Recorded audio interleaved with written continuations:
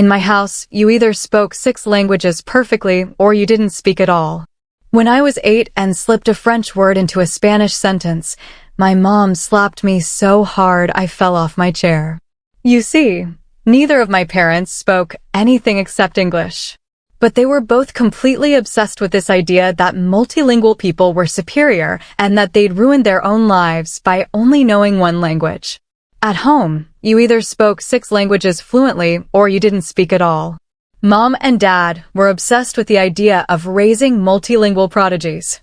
They'd watch videos of people switching between languages, and Mom would literally cry about how beautiful it was and how stupid she felt for not knowing any.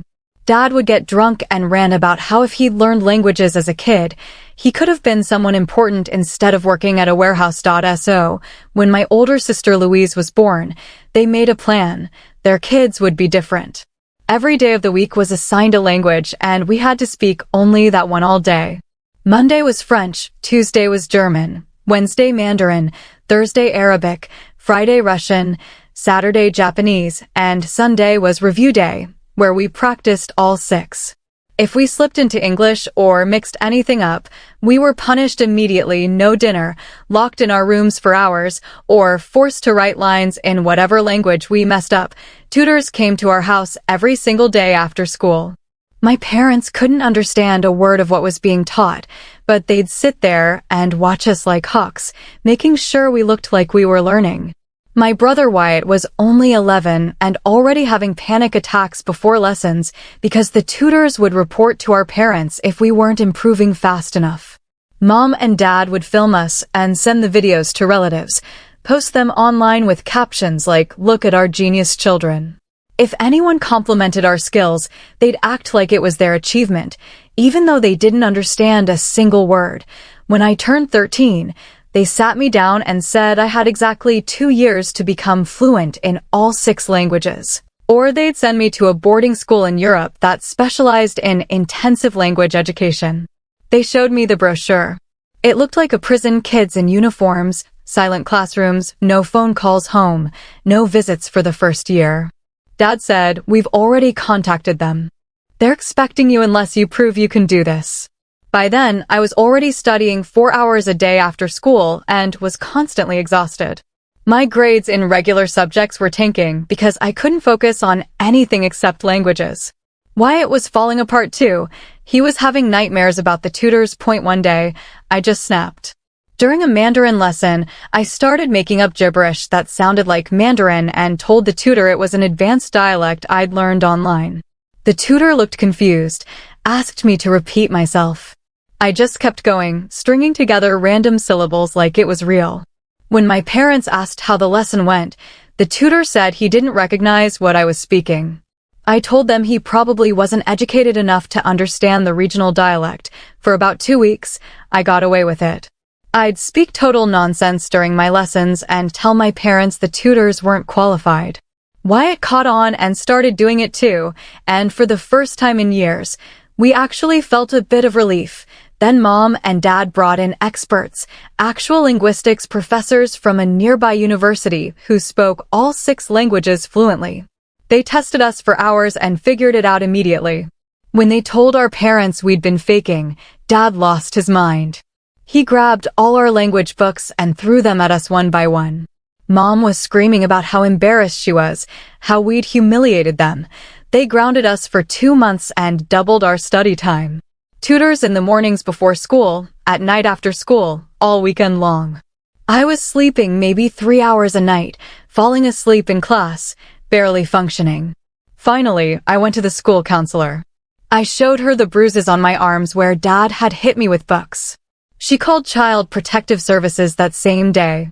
They took Wyatt and me away. We stayed with a foster family for 2 months, and for the first time, I could just speak English. No pressure, no tones, no conjugations. Wyatt started sleeping through the night. I started getting good grades again. Then Mom and Dad showed up at family court with their lawyer and all 6 tutors. The tutors testified that we were making excellent progress, that multilingual education was beneficial. They even brought the linguistics professors, who said that while our parents were strict, we were learning, and taking us away would waste years of progress. Louise testified too. She said she was grateful for her upbringing, that Wyatt and I were just lazy. The judge ruled we had to go back home. That night, Dad sat us down at the kitchen table and said, "From now on, there is no more English in this house. You speak the 6 languages, or you don't speak at all." I sat there frozen, pressing my palms flat against the table to stop my hands from shaking. Dad's eyes moved between me and Wyatt, waiting for one of us to say something in English, to give him a reason to explode again. Wyatt stared down at his lap, his chest rising and falling too fast. He was trying not to cry. The silence stretches so long my ears start ringing. Finally, Dad pushes his chair back and walks out of the room. Mom follows him without looking at us. I reach under the table and grab Wyatt's hand, squeezing it once before letting go, because even that feels dangerous now. We sit there for maybe 10 more minutes, not moving, not talking. Then I get up and go to my room. The language schedule is already taped to my door. Monday French, Tuesday German, Wednesday Mandarin, Thursday Arabic, Friday Russian, Saturday Japanese, Sunday review. The same chart that's been running my life since I was little. Except now, it feels like there's no escape at all. I change into pajamas and crawl into bed even though it's barely 8. I can hear Wyatt moving around through the wall, and I press my palm against it, wishing I could tell him we'll figure something out. But even as I think it, I know I don't believe it. The next morning, Mom wakes us up at 6 instead of 7. When I shuffle into the kitchen, there are new language charts taped to every wall: kitchen, hallway, bathroom, even inside the pantry. Everywhere I look, those same 6 languages stare back at me. Mom points at the Monday French schedule and says something in French that I think means we're starting now. I force my brain to switch gears and answer in French that I understand. She nods and hands me a bowl for cereal. Wyatt stumbles in, still half asleep, and Mom snaps at him in French to wake up. He flinches, but answers back correctly. We eat breakfast in French, get ready for school in French, and even though I've done this for years, it feels different now. Heavier. Like every word weighs something. At school, I can finally speak English again, and the relief hits so hard I almost cry in homeroom. But by Tuesday night, I'm so tired I can barely think. The German tutor leaves at 7, and I still have 2 hours of homework. I stare at verb conjugations until they blur together. My head dips forward, and I jerk awake, twice. Before the 3rd time, I don't wake up until Mom is shaking me hard enough to hurt. She's yelling in German, and I try to understand, but my brain feels like it's stuck in mud. She forces me to sit at the table and finish every problem while she stands over me to make sure I don't fall asleep again. When I finally finish, it's almost midnight. I drag myself to bed and pass out instantly. Then the alarm goes off, and it feels like I never slept at all. At school, I can barely keep my eyes open in math class. My teacher asks if I'm feeling okay, but I just nod and try to sit up straighter. Wednesday night, I wait until everyone's asleep and sneak into the kitchen where our backpacks hang by the door. My hands are shaking as I tear a tiny piece of paper from my notebook and write in English. We'll get through this together. Just seeing those English words I chose myself, makes my throat tighten. I fold the paper small enough to fit and slip it into the front pocket of Wyatt's backpack, then hurry back to my room before anyone catches me. Thursday morning is Arabic day, and I'm already exhausted before breakfast. We sit at the table conjugating verbs out loud while Mom watches us. Wyatt reaches into his backpack and finds the note. His eyes widen for a second, but Mom's looking at her phone, so she doesn't notice. He reads it quickly, then looks at me and gives the smallest nod, so small I almost miss it. Then he goes back to reciting verbs like nothing happened.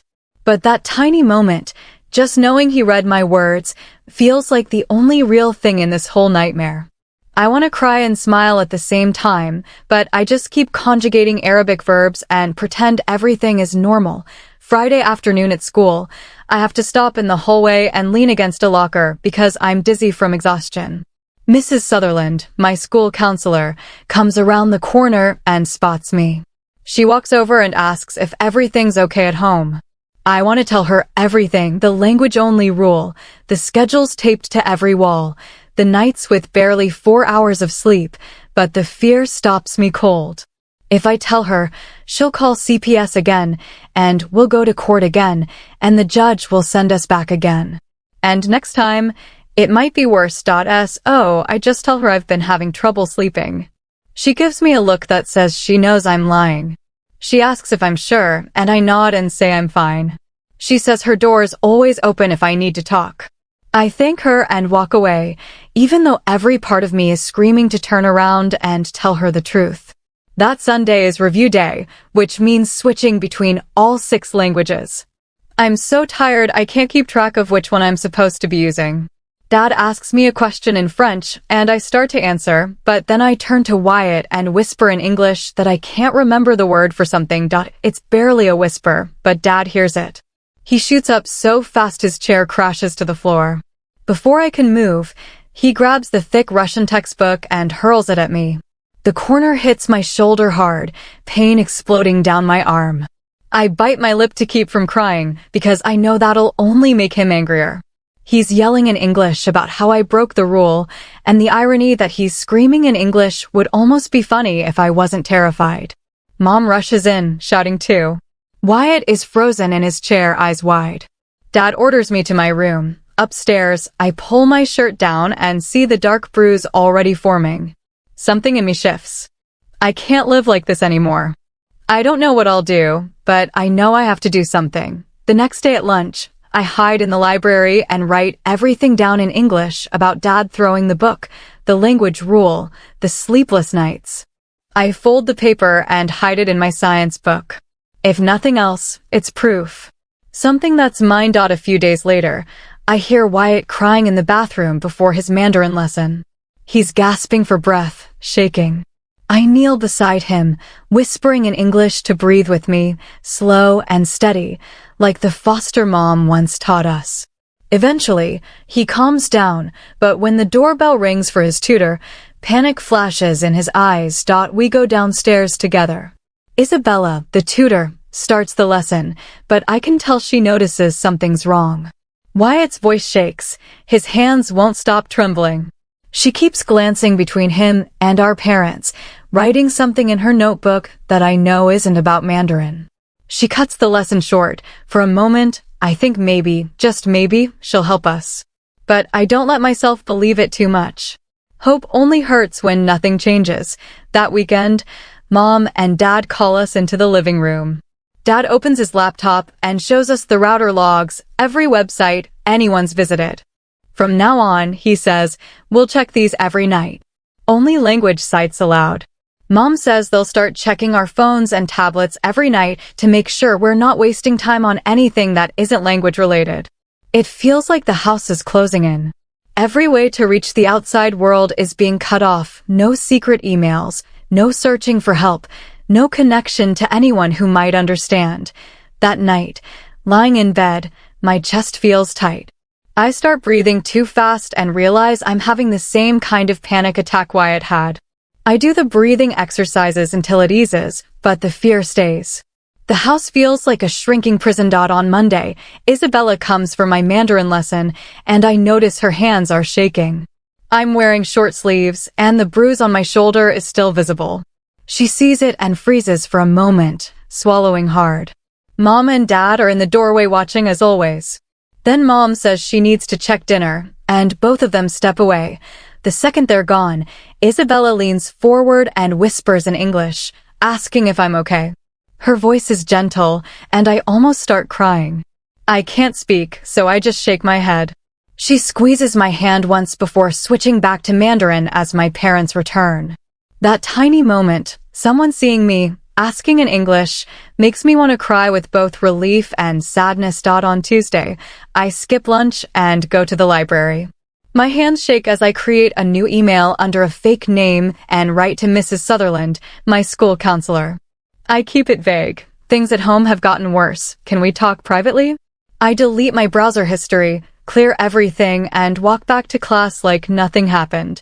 The next day, I check my inbox during study hall. Mrs. Sutherland replied. She says we can meet Thursday and promises our talk will stay private. Reading that makes my chest feel lighter for the first time in days. Saturday morning at breakfast, Dad suddenly asks for my phone. My stomach drops. I forgot to delete the emails. He scrolls through my messages, and I can see his expression tighten. I grab the phone and say I was just emailing my science teacher. He stares at me for a moment, then grunts and hands it back. The second he leaves, I delete every message with Mrs. Sutherland.by Wednesday night, I've decided. I can't keep quiet anymore. Lying in bed, I whisper to myself what I'll say, the punishments, the hunger, the exhaustion. I want to find the words that make her see this isn't discipline, it's abuse. Thursday afternoon, I walk to Mrs. Sutherland's office during study hall, my hands shaking, but my mind finally made up. Mrs. Sutherland closes the door and asks me to sit. I roll up my sleeves and show her the bruises on my arms and shoulder.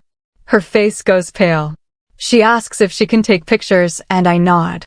Then I tell her about the language-only rule, how we're not allowed to speak English, how Dad throws books when we mess up, and how Mom makes us skip dinner. Her hand trembles as she writes everything down. When I finish, she looks at me and promises this time will be different. Before I leave, she gives me a small MP3 recorder from the Lost and Found. She shows me how to hide it and says if I can record what happens at home, it will help prove the truth. I slip it into my pocket, scared but hopeful for the first time. That week, I fail my science quiz because I'm too tired to think. My teacher emails my parents, and that night Dad explodes, yelling in English about how I'm wasting their money and my future. Mom adds a new rule the next day. Wyatt and I must wear earbuds all day, loaded with non-stop language lessons. The constant voices make it impossible to think. I sneak into the bathroom just to hear silence for a minute. On Thursday, during Wyatt's Mandarin lesson, I hear him stop mid-sentence. When I look up, he's staring blankly at the wall, frozen. Isabella looks terrified and scribbles something in her notebook. Friday night, when Dad starts yelling again about our grades, I secretly press record in my pocket. He threatens to send us to a boarding school in Europe for a year with no calls or visits. When it's over, I upload the recording to a secret cloud account at school, shaking the whole time. The next week, Mom and Dad announce a special immersion weekend. A tutor will live with us to make sure we speak only our assigned languages, even at night. Mom says we'll take turns sleeping to maximize learning. I glance at Wyatt, his face has gone gray. Saturday morning, the tutor arrives and sets up in the dining room. The hours blur together in a haze of drills and exhaustion. My mind feels like it's breaking, and I realize there's no safe place left, not even sleep. The librarian asks what I'm working on, and I tell her it's a family history project, which isn't exactly a lie. I test the recorder and learn how to reduce background noise so the voices come through clearly. It feels like I'm building a case against my own parents, and the thought makes me feel both guilty and powerful. That weekend, Mom and Dad set up a live stream for distant relatives to show off our language progress. We sit on the couch switching between French, German, and Mandarin on command. During a break, when they think the camera is off, Mom hisses that I used a French word during the Spanish part and slaps me across the face. What I don't know is that one of my online friends is watching and screenshots everything, Mom's hand in motion, my red cheek. She messages me the images, asking if I'm safe. For the first time, I have undeniable proof. On Monday, Wyatt corners me at school and says he wants to run away. He's crying, saying he can't take it anymore. I remind him we're only 11 and 13 with nowhere to go and beg him to wait. I show him the screenshots and tell him about the recordings and the attorney Miss Sutherland connected us with. He agrees to hold on 2 more weeks. That Wednesday, I photograph the new bruises on ribs from when Dad shoved me into the table. I email the pictures and a full report to the child advocate attorney. Writing it out feels detached, like I'm describing someone else's pain. That night, the bruises ache, but I refuse to take painkillers. I want to remember. By Thursday, the attorney replies. She's filed for an emergency and camera interview so Wyatt and I can speak privately with the judge. Hope and fear twist together inside me. If this fails, we'll go back home, and they'll know we tried to escape. I forward the email to Wyatt, and he just sends a thumbs up. Friday morning, Mom and Dad announce they're withdrawing us from school to homeschool us full-time. They say public school distracts us from our real education. I know immediately what's happening. They've found out. They're cutting off every way to reach help. That weekend, we're trapped inside, no phones, no computers, only supervised language drills. Wyatt barely speaks. I lie awake at night, realizing how perfectly they've isolated us. What I don't know is that on Monday morning, Miss Sutherland files another CPS report, documenting how our parents pulled us out of school right after the emergency motion. She writes that it looks like retaliation, an attempt to silence us before we can be heard.